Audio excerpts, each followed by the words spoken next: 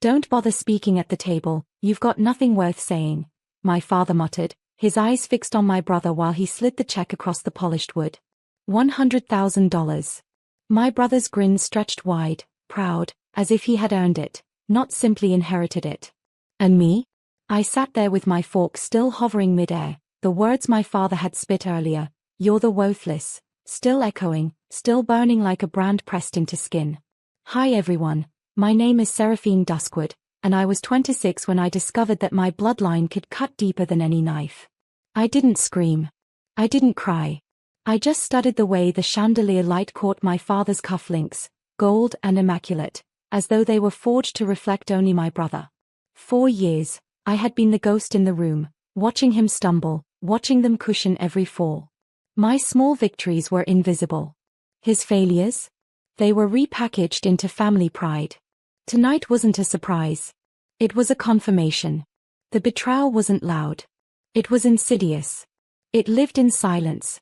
The silence when I asked for help with tuition and got lectures instead. The silence when I worked double shifts and still got mocked for not doing enough.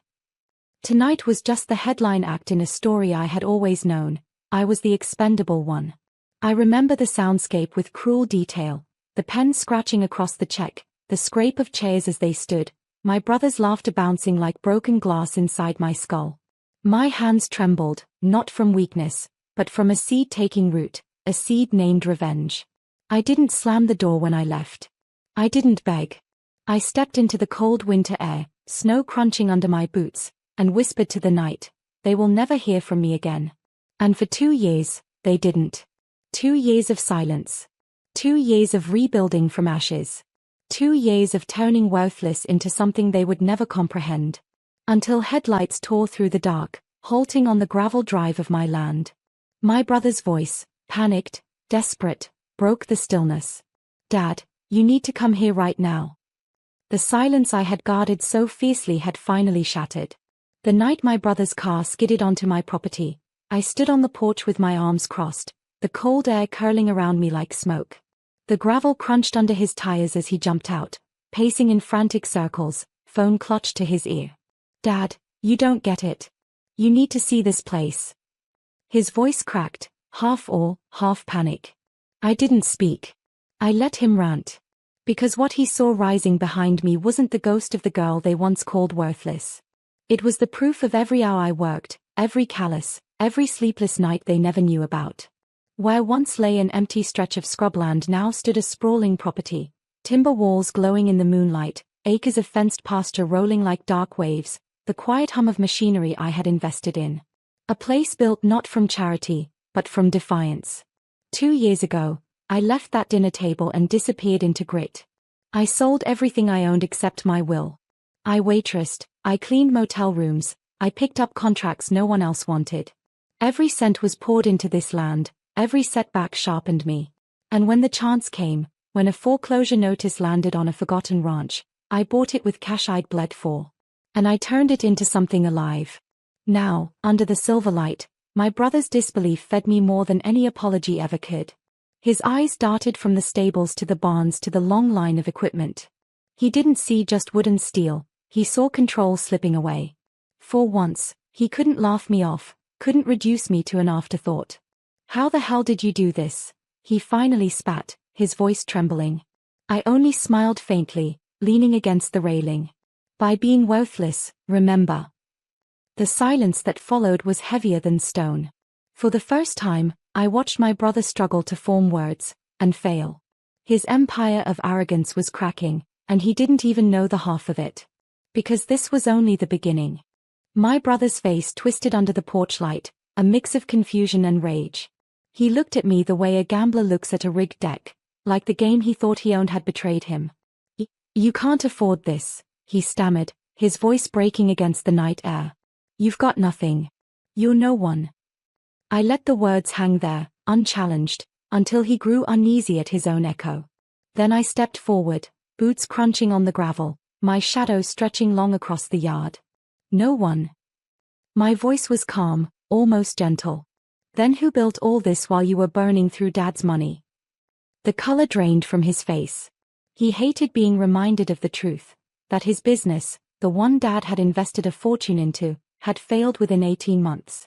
I didn't need to read the newspapers or hear the rumors. His nervous eyes told me everything. "Shut up," he hissed, lowering his phone. "You don't understand. It's complicated." Complicated.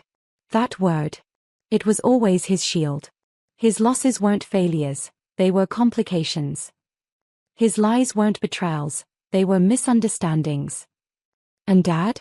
He bought every excuse, wrote every check. I leaned against the railing, my arms folding across my chest. "You're right," I whispered. "I don't understand. Because when I fell, nobody caught me. And when you fell, the whole family threw you a net woven with gold." He clenched his jaw, his teeth grinding. For the first time, I saw it, the fear behind his bravado. He looked at the property again, his eyes narrowing, as though it threatened him simply by existing. And then his phone buzzed. "Dad." I saw the name flash across the screen before he answered, turning away, lowering his voice. But his whisper wasn't soft enough. "Dad, it's not good. She's got land, equipment, it's bigger than what we ever planned. You need to see it before it's too late." Too late. The words rolled into me like thunder. He wasn't just shaken, he was afraid. And in that moment, I realized, the cracks weren't just spreading in him. They were spreading in the family, too. The following afternoon, I heard the sound before I saw them, 3 cars pulling onto the gravel drive, engines rumbling like a storm coming to claim what it thought belonged to it. My father stepped out first, his coat sharp as ever, his expression colder than the October wind. My mother trailed behind, her silence stitched with disapproval. And then my brother, smirking now, as if their arrival was proof that reinforcements had come to put me back in my place. For a long moment, none of us spoke. The property stood behind me, vast and undeniable, a fortress of sweat and sacrifice. My father's gaze flickered across it, and though he tried to mask it, I caught the glint, surprise, maybe even respect, but buried fast beneath disdain. "So this is where you've been hiding," he said, his voice smooth, rehearsed. "Playing farmer while your brother and I were working in the real world." I didn't flinch. Funny. From where I'm standing, the real world looks a lot like unpaid debts and failed ventures. My brother's smirk faltered. My father's jaw tightened. The silence stretched, punctuated only by the restless shuffling of my mother's hands. Then he took a step forward, lowering his voice as though speaking to a disobedient child. "You've made your point. But let's be realistic.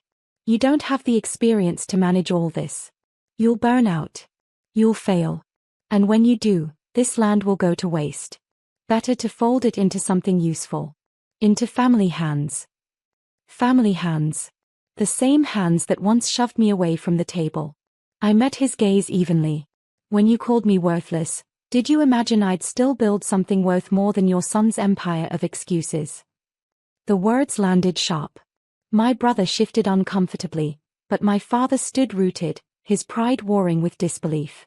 For the first time, I saw it, the flicker of fear. Not just of losing control, but of realizing the child he discarded no longer needed him. And that terrified him more than failure ever could. My father's silence stretched across the yard like a blade. His eyes roamed the stables, the barn, the pastures, each detail carving a deeper line across his forehead. My brother hovered close to him, like a shadow that had lost its own form, waiting for his next command. Finally, my father exhaled. "You think this is success? This is a phase. A facade. You can't sustain it." I tilted my head, almost amused. "Strange. You never asked how I built it. Doesn't curiosity run in your bloodline, or do you only count dollars when my brother spends them?" That hit harder than I expected. His nostrils flared, his hands tightening around the leather gloves he carried. And then, like a mask slipping, he revealed the part he meant to keep hidden. "Your brother came to me last month. The business, it drained everything. The banks are circling. Creditors calling. He's buried in loans. I had to bail him out again." The words hung in the air, heavy, damning. I turned to my brother. His face betrayed him before his mouth could form excuses. Panic. Shame. Rage. He lunged forward. "She doesn't need to know that." But I did know. I knew more than he imagined. Because while they believed I had vanished into obscurity, I had been watching. I'd heard whispers in town, seen notices pinned in court offices. I knew his empire was a hollow husk, bleeding money faster than he could cover. And now, here he was, standing on land I owned, trying to pretend the ground wasn't shifting beneath his feet. I stepped closer, my voice low, steady, deliberate. Every check you wrote him, every bailout you handed over, it wasn't an investment. It was a leash. And he let you drag him by the neck. Me? I cut mine the night you called me worthless. My father's jaw locked. My brother's fists curled, his knuckles white. For the first time in my life, I wasn't on their side of the table. I was the table itself, and they had nothing left to stand on. My father's voice dropped into the tone I remembered from childhood, the tone that silenced rooms, that made my mother shrink and my brother feel powerful. Enough games, he said. This land isn't really yours. Not in any lasting sense. You'll trip eventually, and when you do, the banks, the taxes, the upkeep, it'll swallow you whole. Best to sign it over now. Keep it in the family. We'll manage it properly. The arrogance was staggering. He looked at me as though I was still that girl at the dinner table, too small to speak. My brother smirked again, emboldened by his father's authority, and stepped closer, already certain victory was in reach. But I didn't back away. Instead, I held his gaze with a stillness I'd earned through every sleepless night building this place. Funny thing about family, I murmured. When you closed the door on me, I stopped owing you anything. My father's lips thinned, his patience unraveling. Do you know what happens to people like you? You think you've won, but you'll collapse. And when you do, don't expect us to pick up the pieces. The words slid over me like water. What he didn't know, what he couldn't know, was that every piece of this land was already protected. Every deed, every title, every contract had my name inked across it. I had made sure. You don't have the power to take what isn't yours, I said evenly. And you certainly don't have the right. My brother scoffed. You think paperwork will stop us? Dad's connected. He can bury you with a phone call. But as his words spilled out, I smiled. A smile he didn't understand. A smile that came from the folder locked in my office drawer, filled with documents, proof, receipts of every debt they owed and every lie they told. The time for silence was almost over. I wouldn't test me if I were you, I whispered. Because the day you called me worthless, you made me dangerous. For the first time, I saw my father falter. Just slightly. But enough. The air between us was brittle, ready to shatter. My father's glare cut sharp as glass, but behind it I saw something new, a flicker of doubt, the smallest fracture in the armor he'd worn my whole life. My brother, though, couldn't hold still. His fists clenched, his chest heaved, his words poured like venom. You think you're better than me? You think this ranch, makes you more than the failure you've always been. His voice cracked, echoing off the timber beams. You're nothing without us. The outburst startled even my mother, who tugged at his sleeve, whispering his name. But he ripped away, pointing at the barns, the stables, the acres rolling behind me. She stole this chance. This should have been mine. And there it was, the truth, ugly and raw. He didn't want the land because he believed in it. He wanted it because it was proof he'd lost. I stepped closer, my boots steady on the gravel, until I was close enough to see the sweat trembling on his forehead. I didn't steal anything, I said softly. I worked. Something you've never done without a hand outstretched.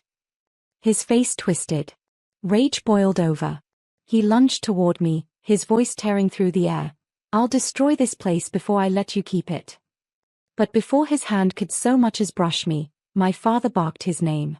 A command, sharp and final. My brother froze mid-motion, his chest heaving, his knuckles white. The silence that followed was heavier than any scream. My father's eyes shifted between us, calculation flickering behind his stern facade.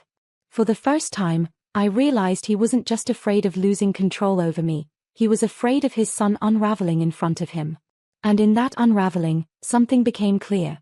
They weren't here to claim what I had built. They were here because they needed saving. I turned, walked back toward the porch, and spoke without looking over my shoulder. I told you 2 years ago, you'd never hear from me again. That silence was mercy. But mercy runs out. Their empire wasn't collapsing because of me. It was collapsing because it was hollow. I reached the porch steps and paused, the winter wind carrying the weight of everything unsaid. Behind me, my brother seethed, trembling on the edge of violence, while my father stood silent, finally realizing the one thing he'd spent his life denying: he no longer had control. I turned slowly, my eyes sweeping across them both. 2 years ago, you called me worthless, I said, my voice calm, steady. And you believed it. But do you see what worthless built?